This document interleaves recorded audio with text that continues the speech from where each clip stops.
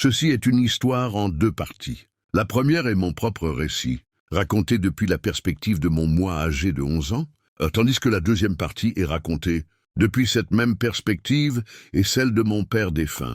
En septembre 1989, juste après mon 11e anniversaire, mes parents ont chargé toutes nos affaires dans une voiture et nous avons déménagé du pays de l'Acier en Pennsylvanie jusqu'à Rhode Island. Le déménagement fut pour le moins soudain et ni ma grande sœur ni moi n'étions particulièrement ravis à cette idée.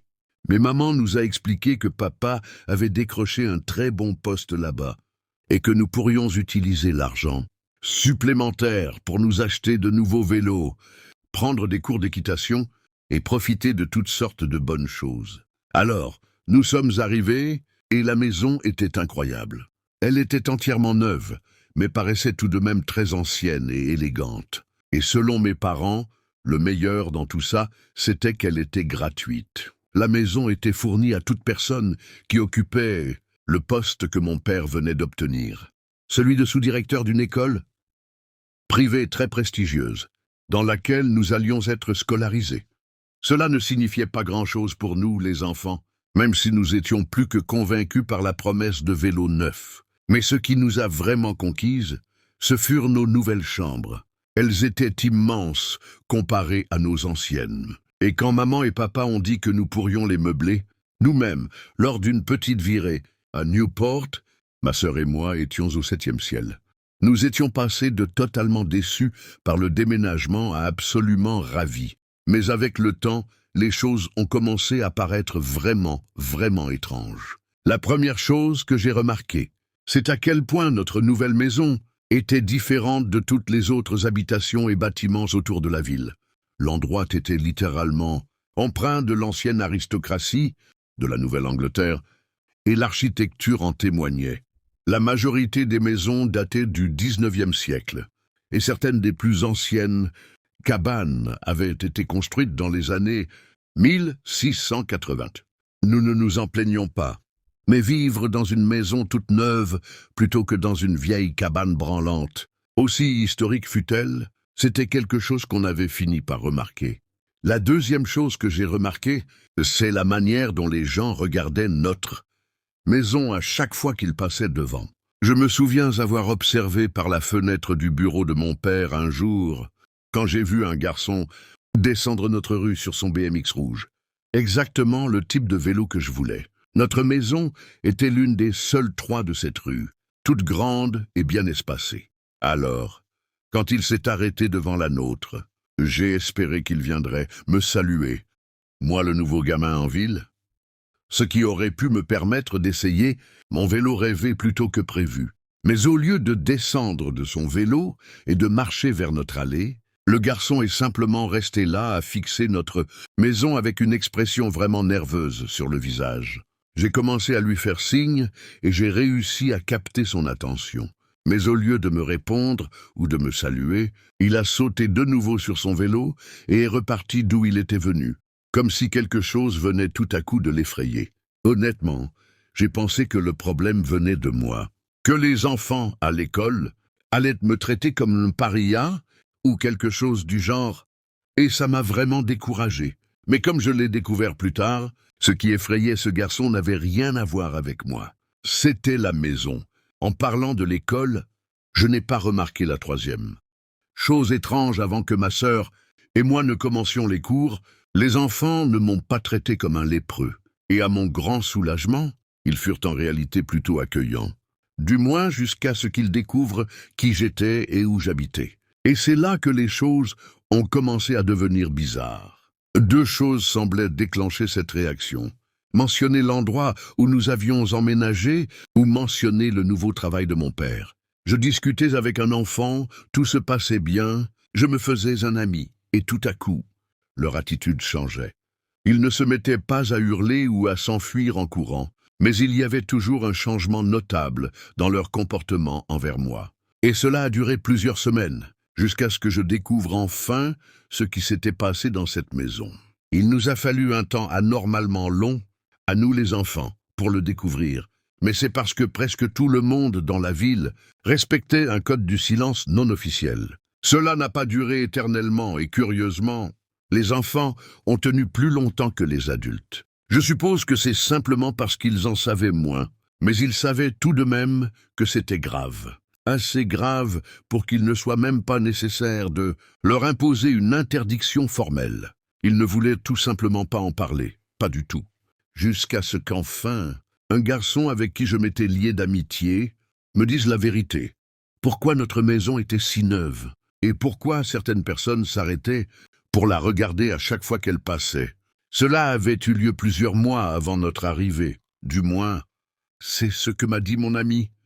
Et au cas où cela ne serait pas évident à cause de toute cette histoire de fantômes, eh bien, ce n'est pas exactement comme ça que les choses se sont passées. Mon père, en revanche, a obtenu toute l'histoire. Il l'a racontée à ma mère peu après. Et une fois que ses enfants ont découvert une partie de cette histoire, cela a déclenché une sorte de crise. Nous ne voulions plus rester là. Nous étions convaincus que les fantômes de l'ancien sous-directeur et de ses 3 enfants hantaient les couloirs pendant la nuit. Et maman n'allait certainement pas nous garder dans cet endroit, si cela signifiait que nous finirions traumatisés et incapables de dormir. Et c'est ainsi que mes parents ont fini par se séparer, au moins pendant un certain temps, jusqu'à ce que l'énergie négative de cette maison atteigne aussi papa. Nous avons alors fini par trouver un logement à Newport, et papa faisait chaque jour le trajet aller-retour vers l'école. Je n'ai découvert ce qui s'était réellement passé dans cette maison que plusieurs années plus tard. Et lorsque je l'ai appris, je me suis demandé comment mon père avait pu dormir ne serait-ce qu'une seule nuit dans cet endroit, fantômes ou pas. Selon lui, toute l'histoire commence avec un garçon nommé Freddie Washback. Freddie était un garçon riche, mais cela ne le rendait pas immunisé contre les angoisses adolescentes. Il aimait le heavy metal, volait le vernis à ongles de sa sœur, et passait la plupart de son temps avec d'autres marginaux en ville. Il n'était pas seulement la brebis galeuse de sa famille, il était la brebis galeuse de toute la ville, selon ce qu'on racontait. Et il avait constamment des problèmes avec le défunt sous-directeur. Ce dernier, apparemment, avait pris un intérêt personnel à redresser le jeune Freddy. Chaque fois que son comportement commençait à se détériorer, il le convoquait dans son bureau pour une action disciplinaire improvisée. Cela aurait duré pendant une longue période, et le comportement de Freddy s'était en effet amélioré, en apparence. Mais au fur et à mesure, Freddy devenait de plus en plus renfermé. Ses parents étaient ravis de cette amélioration et voyaient apparemment son attitude mélancolique comme une simple phase de transition émotionnelle. Ils pensaient qu'il dépasserait sa petite phase. Rebelle à temps, pour les candidatures universitaires et tout ça, mais ni Freddy, ni l'ancien sous-directeur n'iraient aussi loin.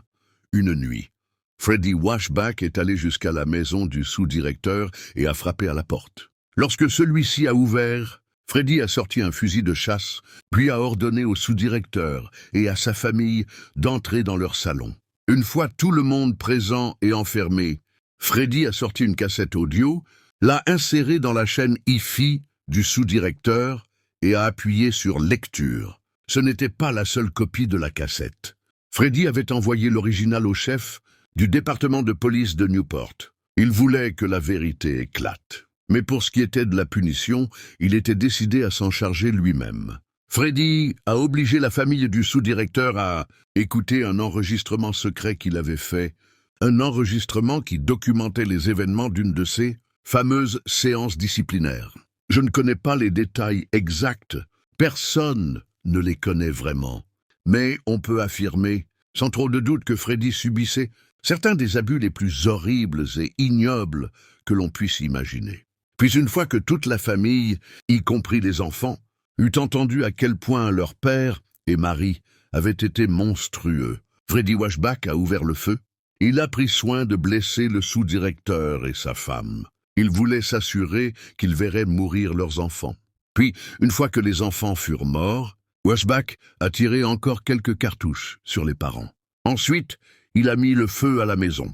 Et enfin, il a tourné le fusil contre lui-même. Cependant, en concentrant la majeure partie de sa colère sur son agresseur, Freddy avait négligé de s'assurer que l'épouse du sous-directeur était bien morte. D'une manière ou d'une autre, elle réussit à traîner les corps de ses 3 enfants morts hors de la maison en flammes, jusque sur la pelouse extérieure. Elle ne tenta même pas de retourner chercher son mari. Elle laissa simplement son corps brûler, avec celui du jeune Freddy Washback. Après avoir donné à la police un récit complet et franc des événements, sans laisser le moindre doute sur la véritable nature de son mari, l'épouse du défunt sous-directeur quitta simplement la ville, et plus jamais personne ne la revit. Les habitants décidèrent de faire démolir et reconstruire la maison. Ensuite, ils passèrent les 6 mois suivants, ou peut-être davantage, à faire comme si rien ne s'était jamais produit.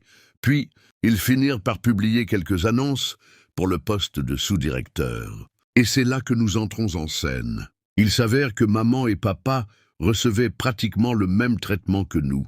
Tout le monde était aimable et amical avec eux, jusqu'à ce que la question du travail ou du logement soit abordée. Et tout comme les enfants à l'école, les adultes devenaient soudainement évasifs et suspicieux. L'école refusait essentiellement de répondre à la moindre question que papa posait au sujet de son prédécesseur. Il se contentait de dire des choses comme « il n'était pas qualifié pour le poste ». Cela faisait plusieurs mois que nous vivions là, quand mon père a finalement confronté le directeur et exigé de savoir ce qu'il se passait. C'est alors qu'il découvrit pourquoi le salaire était si généreux.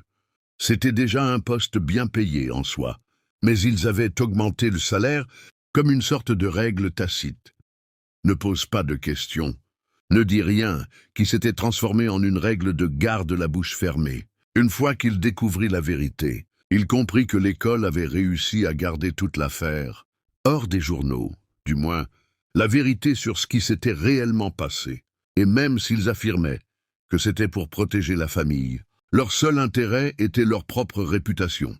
C'est cela, plus que tout le reste, qui poussa mon père à partir. Pas ce qui s'était passé, ni le fait qu'il vivait sur le site d'un événement aussi horrifiant, mais le fait que l'école n'avait pris aucune mesure de sécurité, car cela les aurait obligés à reconnaître officiellement ce qui s'était passé. Comme papa l'a formulé, « C'est une chose d'essayer d'aller de l'avant après une tragédie, Soden, mais c'en est une autre de refuser de prendre des mesures pour éviter que cela ne se reproduise. » C'était comme si l'école considérait cela comme une sorte de nettoyage général et refusait d'accepter qu'un tel événement puisse arriver de nouveau.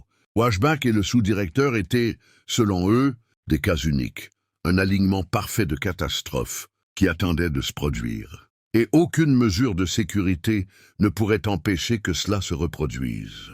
C'était une façon terriblement fataliste pour une école d'aborder une telle tragédie. Et au final, aucune somme d'argent ne fut suffisante pour convaincre mon père de rester. À la fin de sa première année, il donna sa démission et accepta un poste près de Hartford. Ma sœur et moi sommes restés dans l'ignorance pendant de nombreuses années, jusqu'au jour où il nous raconta enfin ce qui s'était passé dans cette petite ville de Rhode Island. Je suis encore étonné que toute l'histoire ne soit jamais sortie au grand jour.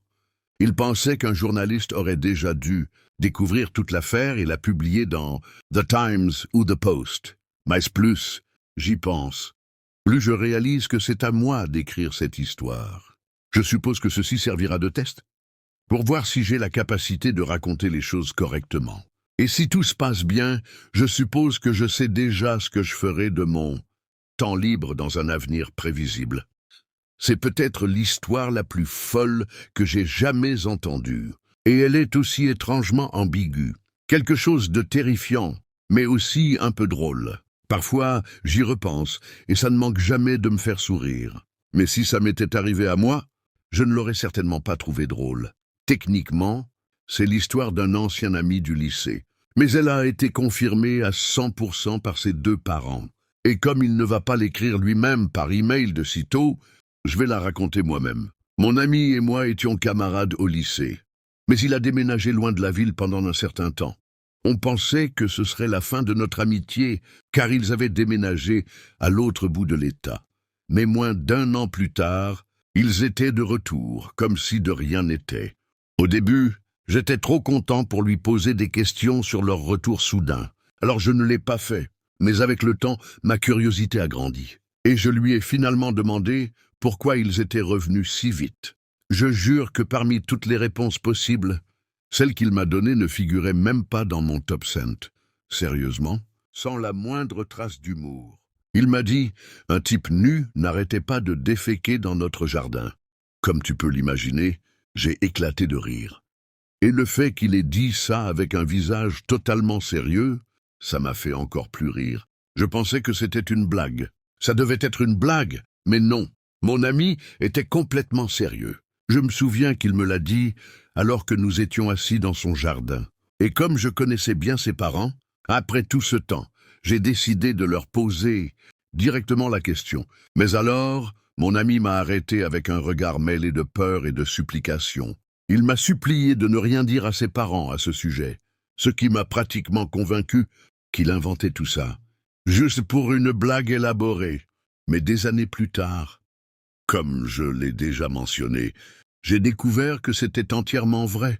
Après avoir acheté la maison à prix réduit à un couple qui semblait désespéré de partir, la famille de mon ami a rapidement découvert pourquoi ils étaient si pressés de vendre. Nuit après nuit, pendant une semaine, de grands tas d'excréments apparaissaient sur la pelouse avant ou arrière. Ils étaient si gros qu'au début, ils pensaient qu'il s'agissait d'un ours. Le père de mon ami resta éveillé toute la nuit, armé pendant 3 ou 4 nuits consécutives, jusqu'à ce qu'il surprenne enfin le coupable en pleine action. Ce n'était pas un ours, c'était un homme nu qui entrait dans leur jardin, s'accroupissait et déféquait sur la pelouse. Le père de mon ami dit qu'il était tellement stupéfait que, dans un premier temps, tout ce qu'il fit fut de regarder.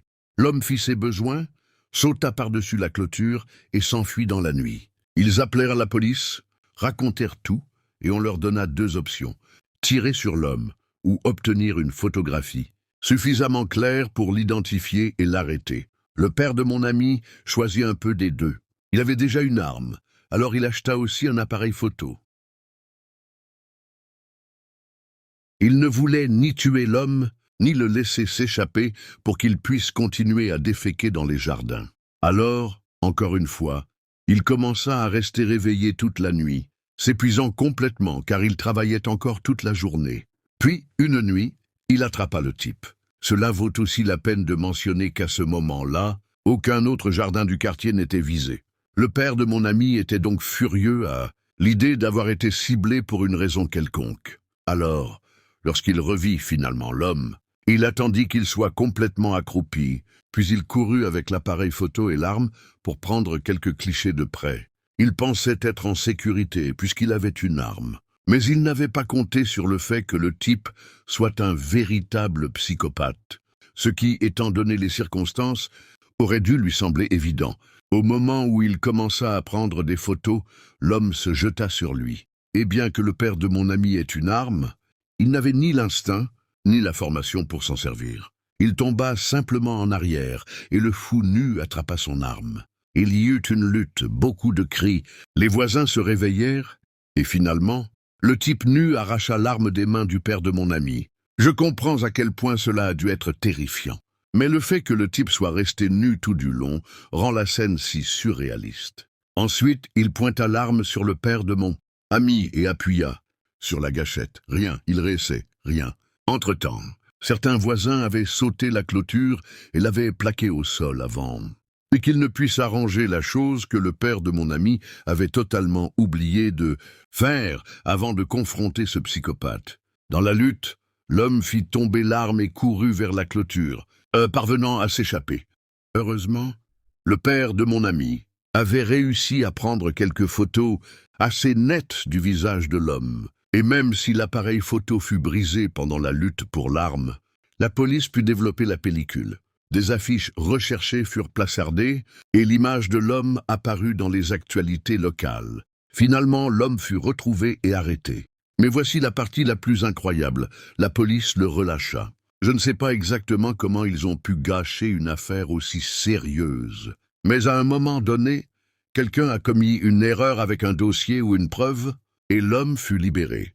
Dès que la famille de mon ami l'apprit, pouf, ils partirent immédiatement, se réfugiant chez des proches, jusqu'à pouvoir récupérer leur maison auprès de l'agence immobilière. Je crois que la famille de mon ami est revenue, ensuite parce qu'ils craignaient que ce psychopathe revienne et tue leur père. Mais la façon dont mon ami évitait de penser à un souvenir aussi traumatisant en disant simplement « Quelqu'un déféquait dans notre jardin » me fait encore rire aujourd'hui, même après toutes ces années. Mais comme je l'ai dit plus tôt, je ne pense pas que j'aurais trouvé cela amusant si ça m'était arrivé.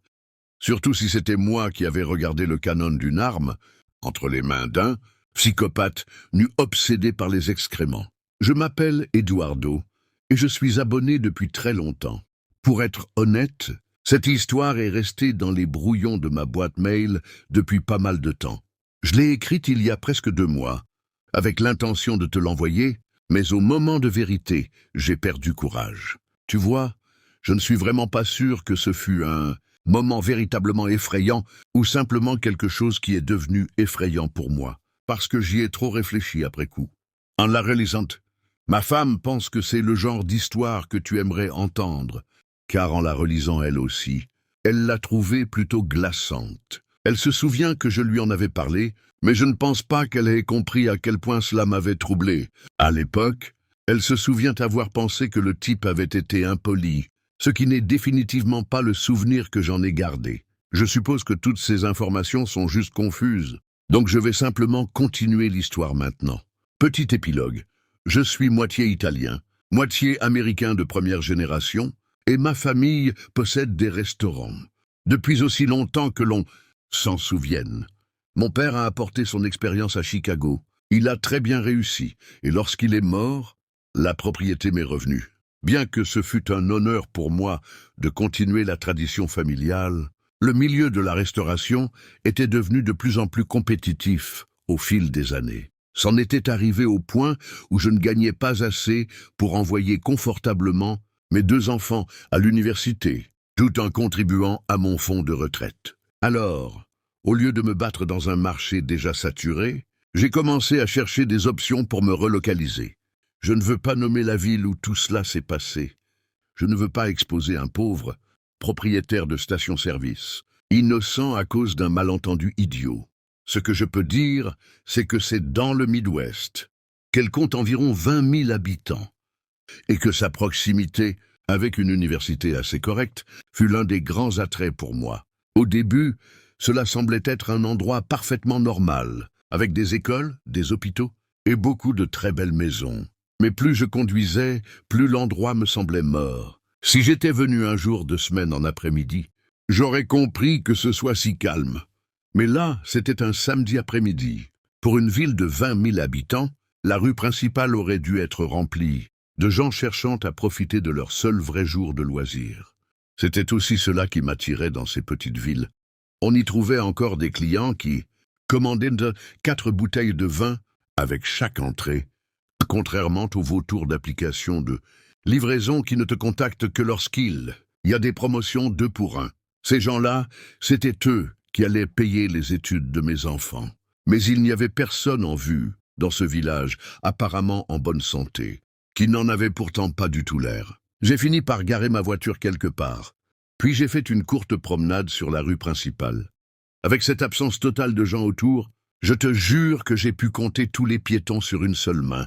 C'était étonnant que certaines boutiques ne soient pas toutes barricadées. Je commençais à me demander si je n'étais pas arrivé en pleine manifestation ou événement local qui avait fait fuir les habitants. J'ai fini par m'adresser à une dame âgée qui passait avec l'intention de lui demander si la ville était toujours aussi calme. Mais alors que je m'approchais d'elle et lui posais la question pendant qu'elle marchait sur la rue principale, elle m'a totalement ignoré. Je ne parle pas d'un regard désagréable ou d'une épaule froide. Je veux dire que c'était comme si j'étais un fantôme. Elle n'a même pas eu un tressaillement en passant devant moi, alors que je m'étais directement approché d'elle pour lui parler. C'était tellement choquant que j'ai éclaté de rire tout seul. Puis je me suis rapidement tourné vers une autre personne pour m'assurer que je n'étais pas devenu invisible. Cette deuxième personne m'a bien répondu, mais elle était loin d'être chaleureuse. Elle n'était pas impolie, mais on était clairement dans le registre du passif-agressif. Je lui ai demandé où étaient passés tous les gens, et il haussa simplement les épaules avant de dire quelque chose. Comme « c'est une ville ?» Tranquille. On l'aime comme ça. Ensuite, il s'excusa et poursuivit sa journée. Évidemment, ces signes n'étaient pas très encourageants, et j'avais déjà pratiquement décidé que ce n'était pas l'endroit idéal. En repartant de la ville, j'ai remarqué que le niveau de carburant de ma voiture était assez bas. Alors je me suis arrêté dans une station-service à la périphérie de la ville pour faire le plein. C'est là que les choses sont devenues vraiment étranges. J'ai commencé à remplir mon réservoir à l'une de ces vieilles pompes à essence, et je jure que mes yeux ont failli sortir de leurs orbites. Quand j'ai vu le compteur de prix grimper, extrêmement lentement, je me suis alors rendu compte que cette station vendait du carburant à un prix extrêmement bas. Bien sûr, ce n'était pas la chose la plus effrayante que l'on puisse imaginer, mais cela m'a mis plutôt de bonne humeur. Pendant que je me dirigeais vers l'intérieur de la station pour payer, derrière le comptoir se trouvait un homme âgé, au look un peu négligé, assis devant une petite télévision, et pour la première fois depuis mon arrivée dans ce village, je rencontrais enfin quelqu'un de sympathique. Le type était chaleureux et accueillant, et il a souri quand je lui ai dit combien j'appréciais les prix de son essence. Pendant que je le payais, il m'a demandé ce que je faisais dans la ville, et alors qu'il ouvrait la caisse enregistreuse pour y glisser les billets, je lui ai expliqué. Au moment même où j'ai mentionné la possibilité de m'installer en ville pour y ouvrir un restaurant, son visage a changé. Pas une expression impolie, mais presque de la peur. Je jure devant Dieu qu'il m'a regardé droit dans les yeux et m'a dit, à peine audible, « Ne t'installe pas ici ». J'ai parfaitement entendu ce qu'il a dit, et la situation m'a tellement pris au dépourvu que je me suis retrouvé à lui répondre « Hein? Qu'est-ce que vous avez dit ?» À ce moment-là, une femme, que je suppose être sa femme, est sortie des pièces à l'arrière pour voir ce qui se passait. Je ne sais pas si elle a vraiment entendu ce qu'il m'avait dit, mais elle avait clairement senti que quelque chose n'allait pas. Après s'être adressé à son mari par son prénom, il s'est complètement refermé. Il lui a lancé un regard avec la même expression effrayée, puis s'est mis à faire semblant d'être occupé, comme un enfant surpris en train de faire quelque chose qu'il n'aurait pas dû. J'étais tellement déconcerté que je suis resté là un moment, totalement abasourdi, jusqu'à ce que la femme me demande si elle pouvait m'aider avec autre chose. Quand je lui ai répondu que non, elle m'a dit « Dans ce cas, je pense que tu ferais mieux de partir ». Puis elle est repartie vers l'arrière, accompagnée de son mari, qui a refusé catégoriquement de croiser mon regard. Je ne voulais pas faire de scène ou quelque chose comme ça, et toute l'interaction fut l'une des plus gênantes de toute ma vie. Alors je suis simplement sorti de la station-service, je suis monté dans ma voiture et j'ai commencé le voyage de retour. C'est là que j'ai commencé à trop réfléchir à toute cette affaire. Voici comment je vois les choses. S'il ne s'agissait que d'un village plein d'idiots impolis, qui ne voulaient pas qu'un type chic de la ville vienne s'installer pour y amener toute sa cuisine moderne et raffinée, je pourrais comprendre. Je serais même reconnaissant qu'ils aient été assez honnêtes, pour m'éviter de commettre l'erreur de m'installer là-bas. Mais ce type à la station-service, ce n'était pas de la xénophobie de village. Dans sa voix, lorsqu'il m'a dit de ne pas m'installer ici, il y avait de la peur pure, claire et incontestable. Et ensuite, sa réaction quand sa femme est apparue, c'était comme s'il avait été surpris en train de révéler un vieux secret sale ou quelque chose du genre. Je veux dire, il a vraiment agi comme un enfant réprimandé. Mais pourquoi exactement? Comme je l'ai dit, j'ai raconté tout ça à ma femme dès que je suis rentré à la maison. Mais je suppose qu'elle pensait simplement que tout le monde avait été impoli. Après avoir tout entendu dans les moindres détails, elle reconnaît maintenant qu'elle aurait été aussi effrayée que moi si elle avait été dans cette station ce jour-là. Mais maintenant, tout ce que nous pouvons faire, c'est nous demander ce qui diable se passait dans ce village. Et même si je sais qu'il n'y a aucun moyen sûr de le découvrir, c'est quelque chose que je n'ai pas dû. Toute l'intention d'explorer, m'immiscer dans ce village, dans les affaires des autres, ça me semble être la manière la plus sûre de mourir que j'ai jamais entendue. En plus, quoi que ce soit, je ne suis même pas sûr de vouloir le savoir. L'homme de la station-service ne semblait pas malveillant. Il semblait simplement vouloir me prévenir. Et j'aimerais penser que je suis assez intelligent pour agir en conséquence. Je suppose que si j'écris ceci, c'est parce que tu as une audience assez vaste, et je me dis que quelqu'un, quelque part, a peut-être vécu la même expérience que moi dans ce village étrangement silencieux du Midwest. Le nommer serait inutile.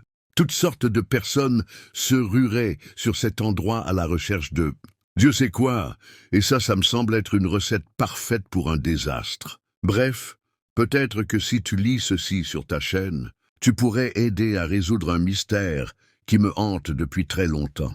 Mais sinon, si cela semble juste être la réaction exagérée d'un citadin face à un peu de froideur rurale, alors ma femme et moi resterons de grands fans de toi. Durant l'automne de 1986, Keith et Hélène Dardin, de Mount Carmel, dans l'Illinois, étaient dans les premières étapes de la fondation de leur famille. Ils avaient déjà un fils de 2 ans, nommé Peter Mize. Le chômage de Keith signifiait qu'ils n'avaient nulle part où vivre ni de moyens pour subvenir aux besoins de leur jeune fils. Cependant, un jour, la recherche d'emploi incessante de Keith porta ses fruits, et il décrocha un travail en tant qu'opérateur d'usine dans l'installation de conservation de l'eau de Rand Lake à Ina, dans l'Illinois. C'est un petit village d'environ 100 habitants, situé sur les rives du lac Rand, fondé initialement par des réfugiés Cherokees dans les années 1840. Ina a longtemps été associé à la tragédie et à la violence. Pendant de nombreuses années, il était péjorativement surnommé « la réserve » par les villages voisins. Mais au début du XXe siècle, les citoyens d'Ina étaient principalement d'origine européenne ou afro-américaine.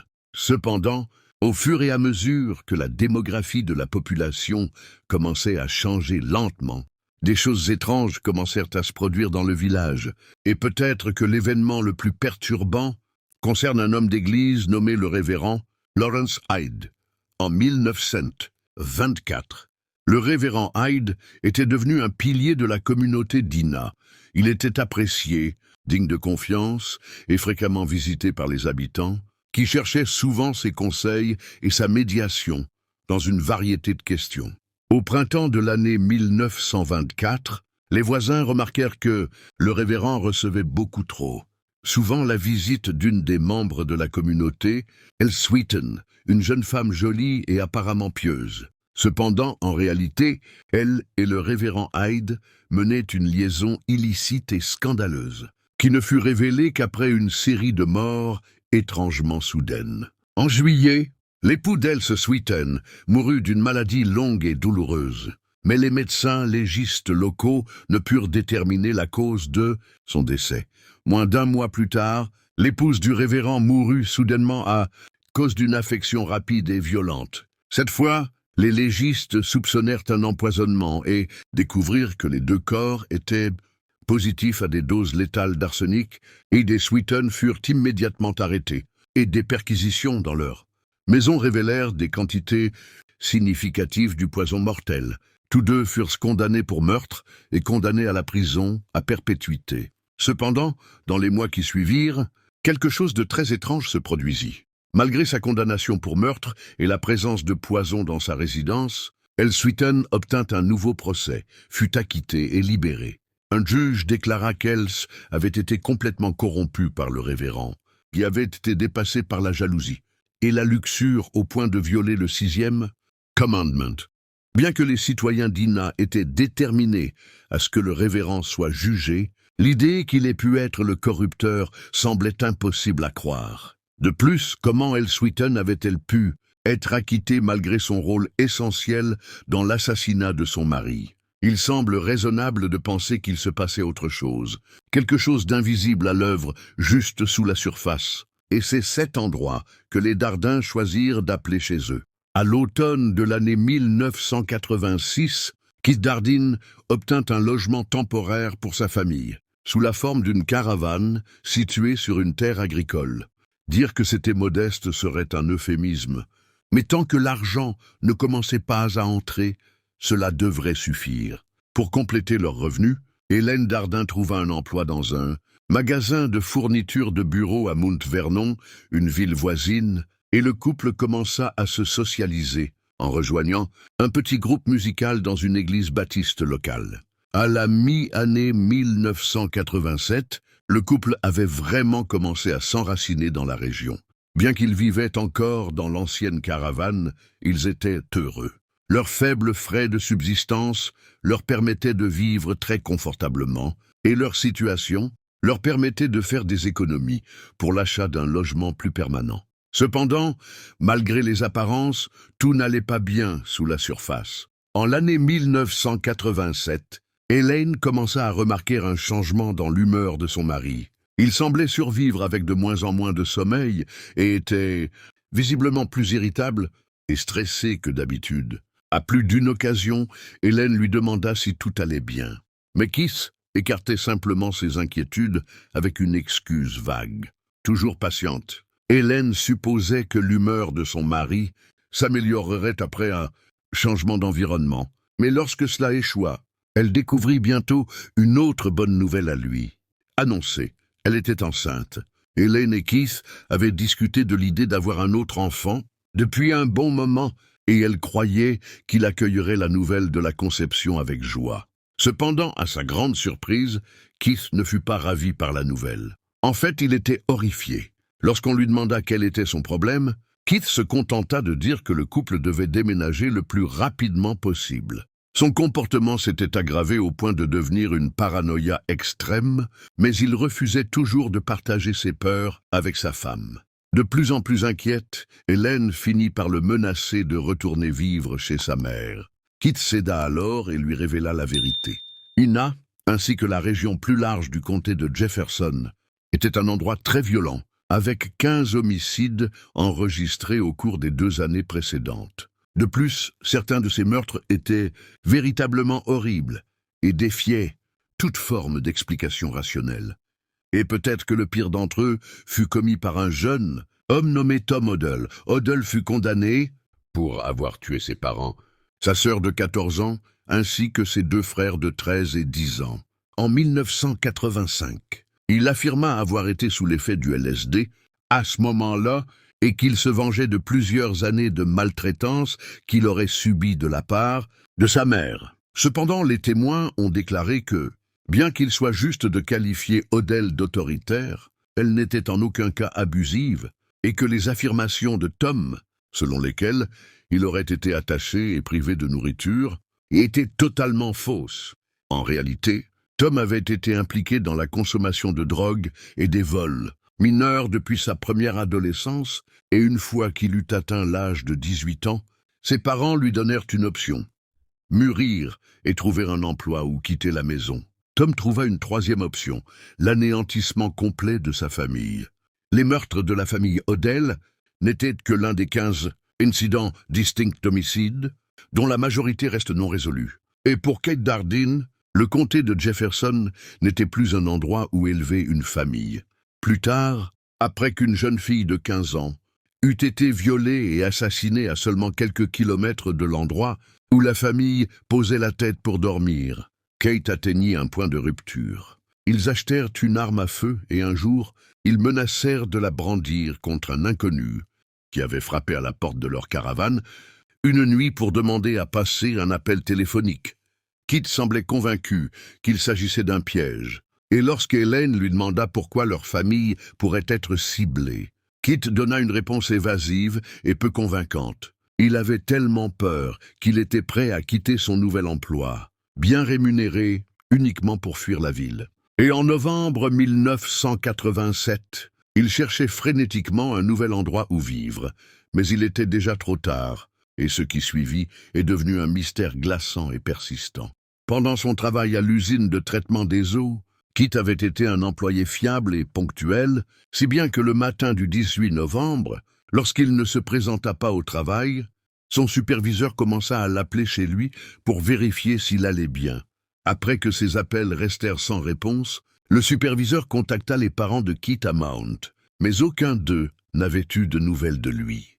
Supposant qu'il se trouvait dans sa caravane, l'inquiétude s'étant intensifiée, le père de Kit, Don Dardin, contacta le bureau du shérif du comté de Jefferson et organisa une rencontre avec eux à la caravane de son fils pour effectuer une vérification de bien-être. Don se rendit alors sur le terrain, situé entre la route 37 et les voies ferrées de l'Union Pacifique, juste au nord de la ligne du comté de Franklin, où il trouva les officiers qui l'attendaient. Après être descendu de sa voiture et avoir salué les présents, Don remit une clé de rechange de la caravane à l'officier en charge, puis se retira pour les laisser faire leur travail. Don déclara plus tard qu'il avait eu un mauvais pressentiment tout au long du trajet, mais n'avait jamais envisagé la possibilité de l'horreur qui l'attendait à l'intérieur de cette caravane. Dans la chambre, la police découvrit les corps sans vie de Lane et Peter Dardin, ainsi que le cadavre d'un nouveau-né. Ils avaient été ligotés, bâillonnés, torturés, puis battus à mort avec une batte de baseball de taille enfant, retrouvée sur les lieux, et Lane avait été si brutalement battue qu'elle accoucha involontairement de sa fille, avant de subir le même sort atroce. Ni Kit ni sa voiture ne furent retrouvés dans un premier temps, et les forces de l'ordre supposèrent qu'il avait tué sa famille et qu'il fuyait. Une équipe du SWAT lourdement armée se précipita au domicile de sa mère, à Mount Carmel, mais elle n'avait ni vu ni entendu parler de son fils depuis plusieurs jours. La recherche se poursuivit jusque tard le lendemain, lorsque qu'un groupe de chasseurs trouva le corps de Kit étendu dans un champ de blé près du Wren Lake College. Il avait été abattu, poignardé et castré. Bien que le véhicule de Kit ait été retrouvé, il restait introuvable au départ. Il s'agissait d'une Pontiac rouge de 1981, mais juste au moment où les adjoints s'apprêtaient à diffuser un bulletin au sujet du véhicule, ils réalisèrent quelque chose de choquant. Une Pontiac rouge identique était garée juste devant le poste de police dans une ville appelée Benton, à environ 18 kilomètres au sud de la caravane des Dardin. L'intérieur était couvert de sang ou de décessité, du sang qui avait autrefois appartenu à Keith Dardin. À mesure que la nouvelle des meurtres se diffusait dans la communauté locale, le sentiment de peur déjà palpable ne faisait que s'intensifier. Certains résidents continuaient leurs activités quotidiennes tout en portant ouvertement des armes à feu, et un couvre-feu total fut imposé à toute personne de moins de 18 ans. Le lycée local annula tous les cours de gymnastique en plein air, et des officiers de police de département voisins furent appelés à la rescousse pour aider à l'enquête. Les habitants étaient désespérés d'obtenir des informations, et le flux limité de renseignements venant de la police ne faisait qu'alimenter les rumeurs nourries par la peur. Certains rapportèrent que Kit était impliqué dans des activités criminelles, tandis que d'autres blâmaient un culte satanique secret pour le meurtre de l'enfant à naître d'Hélène. Cependant, une troisième théorie, bien que tout aussi sombre, semblait beaucoup plus plausible. Un médecin de famille, établi dans le comté de Jefferson, déclara à un journal régional que plusieurs de ses patients lui avaient confié à quel point ils étaient profondément perturbés. Un homme vivant assez près de la caravane des Dardin lui dit qu'il avait des difficultés à dormir et qu'il avait perdu 6 kilogrammes à cause du stress. La fille du propriétaire des Dardin subit également un grand traumatisme et dit à ses parents qu'elle gardait la lumière de sa chambre allumée et qu'elle avait parfois tellement peur de s'endormir qu'elle restait éveillée toute la nuit. Contacté pour des commentaires, le médecin légiste du comté de Franklin déclara qu'il sentait qu'une grande partie de cette peur était injustifiée. « Je ne pense pas qu'il y ait une base rationnelle à cette hystérie ambiante », déclara-t-il à un journal. Les gens se faisaient mutuellement peur. Bien que les inquiétudes aient été discutables, elles étaient très réelles. On disait que si quelqu'un tombait en panne d'essence dans le comté de Jefferson, il n'allait pas frapper aux portes des maisons voisines, mais marcher jusqu'à la route, la plus proche pour demander à faire du stop. Tel était le niveau de peur et de méfiance qui régnait à Ina. Après le verdict du médecin légiste, un groupe de travail composé d'environ 30 détectives spécialisés dans les homicides se mit à travailler à temps et plein pour suivre des pistes et effectuer des entretiens. Malgré leurs efforts, les progrès furent difficiles à réaliser. Un homme arrêté au début fut relâché après un interrogatoire, tout comme un collègue de travail de Kit, avec qui il ne s'entendait apparemment pas. À part ce collègue en particulier, personne connaissant le couple n'avait quoi que ce soit de négatif à dire à leur sujet.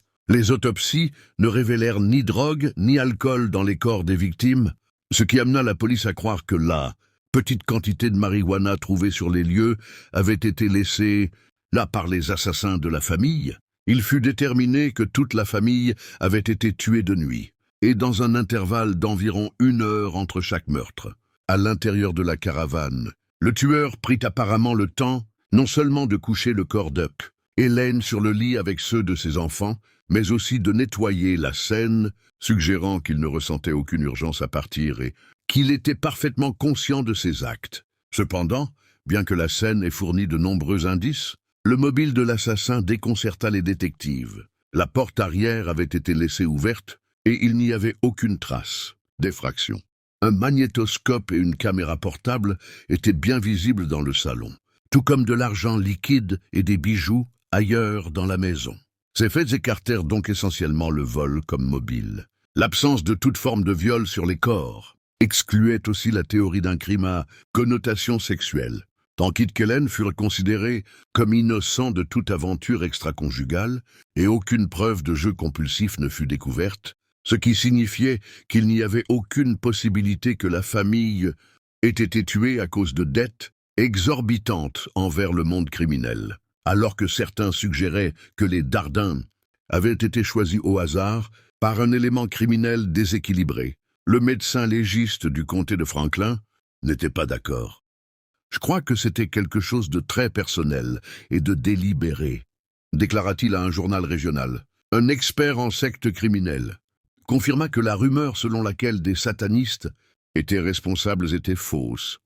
D'après son expérience, de tels groupes mutilaient souvent les corps de façon plus extrême, prélevaient des organes et laissaient des symboles ainsi que des bougies allumées sur la scène de leur crime. Aucun de ces éléments ne fut trouvé dans la caravane des Darden.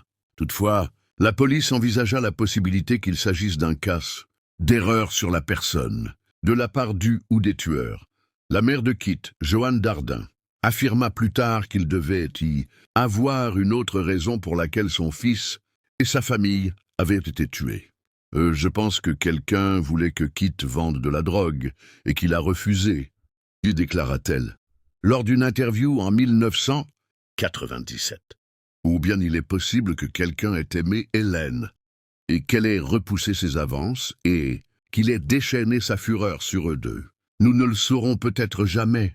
Avant que l'affaire ne soit officiellement classée comme non résolue, elle laissa perplexe 2 profileurs du FBI qui avaient voyagé depuis leur siège à Chicago pour examiner les preuves. L'un d'eux déclara que le crime défiait leur méthode d'analyse habituelle et qu'il était rare qu'autant de possibilités restent plausibles. Joanne Darden poursuivit ses efforts pour empêcher que le public ne perde complètement l'intérêt. Et tout au long des années 1990, elle contacta régulièrement les forces de l'ordre pour proposer des pistes potentielles et demander de nouvelles informations. Cependant, à mesure que le temps passait, l'explication la plus probable se réduisit à une théorie avancée dès le début, que les Darden avaient été victimes d'un tueur en série.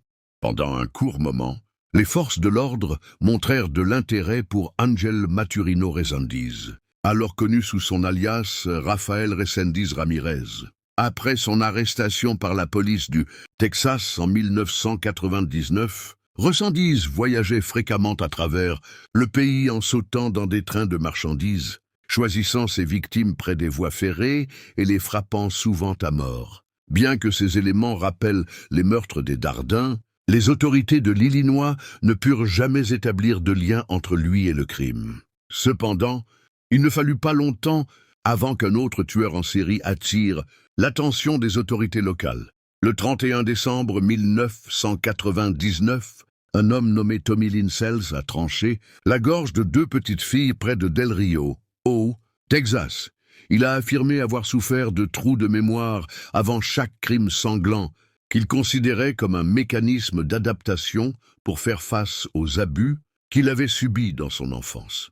Miraculeusement, l'une des fillettes a survécu à ce calvaire et a aidé la police à identifier son agresseur. Celle a été condamnée et reconnue coupable de peine de mort, Mais alors qu'il attendait son procès pour le premier chef d'accusation de meurtre, il a commencé à avouer une série d'autres meurtres, y compris celui de la famille Dardine. Au milieu des années 1980, Sells vivait principalement près de Saint-Louis, dans le Missouri, et gagnait de l'argent en travaillant dans des foires et des carnavals itinérants. Comme ouvrier journalier ou par le vol, il voyageait en sautant dans des wagons de train, son principal mode de transport. Lors d'un de ses trajets, dans le comté de Jefferson, en novembre 1987, il a affirmé avoir rencontré Keith à un relais routier près de Mount Vernon. Celle a ensuite affirmé que Keith l'avait invité à dîner chez lui. Après le repas, Keith l'aurait apparemment mis en colère en lui proposant d'avoir des relations homosexuelles intimes. Sa réaction a été de forcer Keith, sous la menace d'une arme à feu, à conduire jusqu'à l'endroit où il a été assassiné.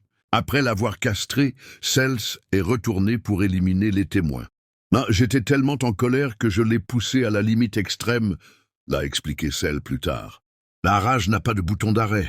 Cependant, Sells a par la suite remis en question sa propre fiabilité en changeant complètement son récit. Dans une seconde version, après avoir vu la caravane des Dardine avec une pancarte à vendre accrochée devant, il y a vu une opportunité de commettre un acte de violence atroce. Il pouvait mutiler, tuer puis se débarrasser des Dardine, et les gens pourraient supposer qu'ils avaient simplement déménagé. Après tout, Sells savait d'expérience que l'on prêtait peu d'attention aux pauvres et aux sans-abri. Après avoir bu des bières et attendu le moment propice, il a frappé à la porte et a dit à un Keith, fatigué, qu'il était intéressé par l'achat de la caravane. Ensuite, après être entré, Sells a maîtrisé sa victime surprise et a forcé Keith, sous la menace d'une arme, à ligoter et bâillonner sa femme et son fils avec du ruban adhésif. Une fois cela fait, Sells a conduit Keith dans un champ où il l'a castré, lui a tiré dessus, puis l'a laissé mourir. Pour certains, l'exécution éventuelle de Sells a représenté la justice pour les Dardine, bien qu'il n'ait jamais été accusé de leur meurtre. Le procureur de l'État du comté de Jefferson ainsi que le shérif Roger MCH ont tous deux convenu qu'il restait le principal suspect. Cela était dû au fait que, bien que Sells ait complètement changé son récit à un moment donné, il avait connaissance d'informations que seul un groupe restreint d'enquêteurs connaissait. À leurs yeux, il ne faisait aucun doute que Sells avait commis les meurtres, ou, à tout le moins, qu'il était présent lorsqu'ils ont eu lieu. Le fait que certaines de ses déclarations, qui contredisaient complètement les preuves, ne semblaient pas déranger les enquêteurs, qui ont supposé que Sells essayait de couvrir un complice, en endossant toute la responsabilité. Quelle que soit son implication dans les meurtres des Dardine, la police du Texas a confirmé que Sells était responsable de 22 meurtres. Cependant, beaucoup ont commencé à soupçonner que Sells exagérait son nombre de victimes pour éviter la peine de mort. En confessant sans cesse des meurtres auxquels il n'était pas lié, Sells aurait pu conclure un accord de plaidoyer ou retarder son exécution aussi longtemps qu'il réussirait à tromper les autorités. Et ce faisant, de nombreux meurtriers auraient pu potentiellement échapper à la justice. Cependant, une chose était claire. Sells ne disait pas toute la vérité concernant ses interactions avec Keith. D'un côté, des amis, des membres de la famille et des enquêteurs étaient extrêmement sceptiques quant à l'idée que Kate aurait simplement invité un inconnu à dîner chez lui. S'il ne laissait pas entrer une jeune femme pour utiliser le téléphone, il ne laisserait pas entrer un homme adulte, l'a déclaré un ami plus tard. Ils ont également réfuté l'affirmation de celle selon laquelle Keith aurait fait des avances. Les détectives ayant interrogé Sells pensaient que, s'il avait réellement tué les Dardine, il avait inventé ce détail pour faire paraître le crime plus justifiable. Au début, la mère de Keith était convaincue de la culpabilité de Sells et voulait même le rencontrer un jour pour obtenir un certain apaisement. « J'ai toujours voulu connaître chaque détail. » Et a-t-elle dit, « Certaines personnes peuvent trouver cela macabre. Mais quand quelqu'un fait quelque chose à ma famille, je veux savoir pourquoi. » Celle, de son côté, était contre toute rencontre éventuelle. « Joanne veut me parler? Si elle veut venir ici et me parler, me crier dessus, m'insulter, me frapper. Elle devrait avoir ce droit, a-t-il dit. Mais je suis désolé, ce ne sera pas suffisant. Que puis-je dire? Je pourrais dire que je suis désolé tous les jours, pour le reste de ma vie. Cela n'arrêtera pas sa douleur. Et une chose que je sais sur la douleur, c'est qu'elle ne disparaît jamais. Cependant, à la veille de l'exécution de Sells, Johanne Dardine a révélé qu'un doute avait commencé à s'infiltrer dans son esprit. Dernièrement, il y a juste un peu de doute, a-t-elle dit au journaliste. Ce n'est pas qu'il ne l'ait pas fait. Je me demande simplement si quelqu'un l'a aidé. Ils n'ont jamais eu cette rencontre. Mais au moment de l'exécution de Sells, en 2014, Johanne en était venue à croire qu'il n'était pas l'homme qui avait tué son fils, sa belle-fille et ses petits-enfants. Je voulais qu'il reste en vie, jusqu'à ce que je sache avec certitude qu'il ne l'avait pas fait. A-t-elle déclaré à l'Associated Press, peu après l'heure de la mort de Sells, elle a ajouté « Les choses qu'il a dites ne concordent pas avec ce que je sais de Keith. Beaucoup pensent que c'est terminé, mais pour moi, ça ne l'est pas. Pour moi, personnellement, cela ne se terminera jamais. Heureusement, je n'ai aucune histoire personnelle à te raconter, ce qui, je suppose, me rend assez chanceux. Mais mon oncle maternel en a une plutôt bonne, de quand ils étaient enfants. Ma mère affirme ne garder aucun souvenir de cela, mais elle était un bébé à ce moment-là, donc qui sait. Toute l'histoire tourne autour d'un déménagement potentiel que mon grand-père envisageait et de la maison qu'il comptait rénover avant ce déménagement. Voilà donc l'histoire. Mes grands-parents avaient besoin de quitter leur maison mobile double pour leur toute première vraie maison. Ma grand-mère en était aux dernières étapes de sa grossesse avec ma mère, donc mon grand-père est parti chercher un endroit où vivre. Le problème, c'est que l'argent ne coulait pas à flot à cette époque. Donc au lieu d'acheter une maison neuve, mon grand-père en a choisi une qui nécessitait des réparations. Et d'après ce que j'ai entendu, il a vraiment choisi une ruine. Mais pour mon grand-père, c'était une chose positive. Dans sa tête, il achetait uniquement le terrain et il avait de grands projets pour celui-ci. Mon grand-père et un de ses amis se sont mis à l'œuvre pour nettoyer la maison. Et pendant qu'ils attendaient un plombier ou quelque chose du genre, ils ont commencé à travailler dans l'arrière-cour. Je ne connais pas tous les détails, mais apparemment, le sol était complètement foutu ou abîmé ou peu importe, ce qu'il peut arriver à une pelouse. Donc ils voulaient creuser et la remplacer. Il leur faudrait engager quelqu'un pour apporter toute la nouvelle terre et tout le reste. Mais ils pouvaient commencer à creuser eux-mêmes. C'est à ce moment-là qu'ils ont trouvé cette énorme cache de restes enterrés. Le fait que l'un d'eux était manifestement un crâne animal leur a fait penser qu'il s'agissait simplement de la tombe d'un ancien animal de compagnie ou quelque chose comme ça. Mais ensuite, ils ont trouvé un autre crâne et encore un autre et encore un autre. Plus ils creusaient, plus ils découvraient d'ossements, jusqu'à ce qu'ils trouvent un os trop gros pour être simplement un os animal. C'est pour cette raison qu'ils ont appelé la police. Une fois sur place, la police leur a dit qu'ils venaient probablement de découvrir l'un des plus grands cas de cruauté envers les animaux de l'histoire de l'État. Mais une fois que l'os le plus grand a été confirmé comme étant un reste humain, les choses sont devenues beaucoup plus sérieuses. Tout l'endroit a été transformé en scène de crime. Mon grand-père n'a donc pas pu travailler sur le terrain pendant environ une année entière, le temps que la police fouille toute la zone à la recherche d'autres sites d'enterrement.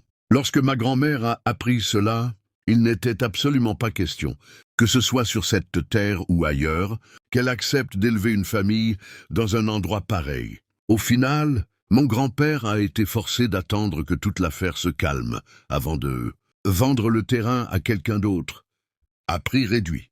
Toute cette histoire a été un énorme contretemps pendant cette période initiale pour notre famille. Et pendant des années, mon grand-père a été critiqué pour son avarice, pour avoir accidentellement acheté le cimetière, privé d'un psychopathe, au lieu d'un vrai lieu de vie. J'ai demandé à propos des os s'ils avaient jamais découvert à qui ils appartenaient ou comment ils étaient arrivés là. Mais non, à part une visite au bureau du shérif local pour expliquer comment ils avaient trouvé les ossements. La police n'a jamais repris contact avec eux. Enfin, sauf quand ils ont fait leurs valises et ont pu de nouveau accéder au terrain, bien sûr, mais ils n'ont jamais découvert si c'était un meurtre, une tombe familiale d'un certain type, ou même à quelle époque les os avaient été enterrés. Ils ont simplement tout emporté dans un laboratoire, et c'est à peu près tout. Je me suis toujours demandé ce qu'il en était réellement de ces os, et s'il pouvait exister une explication étrangement innocente à tout cela. Si cela remontait à une époque où les gens et les animaux étaient simplement enterrés là où ils mouraient, comme les anciens colons des frontières ou quelque chose du genre, alors cela aurait beaucoup plus de sens. Mais quelque chose me semble très suspect à propos de tous ces os, et j'ai ce mauvais pressentiment qu'il s'agissait de bien plus que des restes de simples animaux de compagnie bien-aimés de quelqu'un.